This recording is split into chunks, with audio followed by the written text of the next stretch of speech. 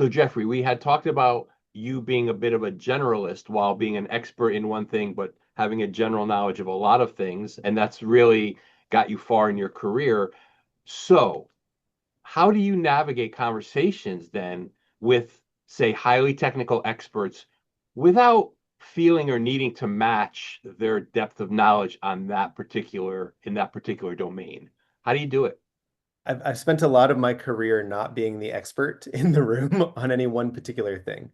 Um, we met when I was in the libraries, and a lot of that work was working with faculty who are the expert in their particular area.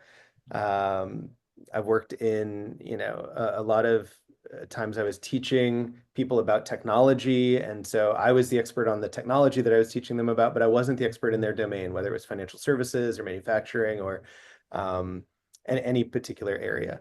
Even now, I work with a lot of researchers who I am never going to match the depth of their understanding about their particular areas. So I think it's a really important thing to understand what you're bringing to a conversation. I think it's really important to have a breadth of vocabulary and a breadth, and I don't just mean having a big, knowing a lot of words, but I think knowing how to speak the same language. And Right. I think that's one of the skills that when I think about somebody who might be interested in being a generalist or, kind of marketing themselves as a generalist, the ability to speak a lot of languages is really, really important. And I don't mean linguistic different Sure. languages, I mean specialty languages. Hmm. So when I'm talking to, a quantum physicist versus when I'm talking to somebody who does computer-aided engineering versus when I'm talking to somebody who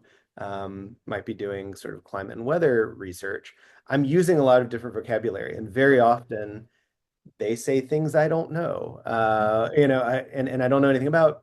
Sometimes it's hidden under an acronym, and I do my very best not to use acronyms whenever I can. Hmm. Um, I think that's an important piece of building that communication bridge when you have different areas of expertise, right? So it's important to remember that even if you're talking to people who are experts, they may not be an expert at the thing that you're an expert in. And so, in the same way that you might have some trepidation about talking with this other person who's an expert, they might have some trepidation talking with you. Right. They might feel like they don't know enough about the thing that you know a lot about. And so building those bridges, circumlocution is another really important skill, I think, when you're building across that divide. And by circumlocution, I really just mean like how do you explain a complex topic without using maybe the name of the topic, but you describe what it is. You describe Yeah. what it does. You describe in kind of plain language what the impact of that thing actually is. We've all been in conversations where people have, it's acronym after acronym after acronym or conceptually, very niche domain things. And that's really hard. And so one of the things that I also do is I do not have a problem interjecting and asking a question. What Sure. do you mean by that? I want to make sure that we're talking about the same thing. So Hmm. what is your definition of that thing? Or can you tell me a little bit more about, how that plays into your research or the conversation or your work or, you know, I think understanding how something that's complicated may fit in gives me a little bit of breathing room. First of all, it gives me some time. Maybe I'm over on the side, Googling something, Right. using some other resources, looking up what that acronym actually means.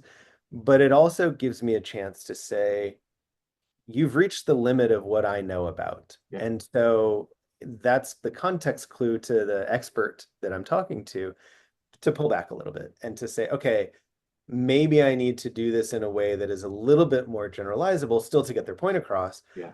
But I'm not speaking to, a peer, an intellectual peer of that domain. I'm speaking to somebody who understands broadly what I'm working in, but I need to account for that kind of lack of experience. And I think, Got it. you know, doing that both ways across that bridge is really, really important. And Yeah. so when I'm sharing something about what I'm talking about, I do the same thing. I'll give Sure. additional context to something. I might hedge a little bit and say, do you want me to say a little bit more about that particular area? Right. Um, and I think that builds a common vocabulary that then you can achieve something as opposed to talking past each other, which Right. happens all too often. So two really important nuggets that I've taken from this, I think, Jeffrey, is one, when you're conversing with people, be you don't have to avoid acronyms altogether, but be a bit careful either using them, or if you're going to use them, perhaps even then say what the acronym stands for, but Define do it. it in a way where that person does not feel at all like you just hit them with something that they might not understand. So don't even give the conversation, don't even put that person in the position where they might not know what that means.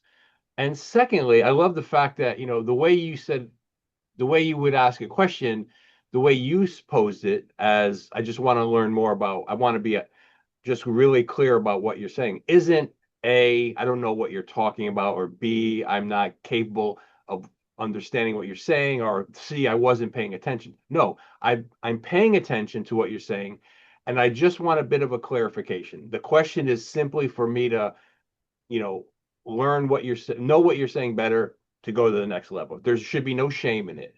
Yeah. And I really like that. It allows people to confidently ask questions because they just want to understand it a little bit more. And I think that's the way to do it. So I'll take those two away when I converse with other people on technical matters. Be careful with the acronyms and don't be afraid to ask a question if it's sincerely to just understand your point a little better.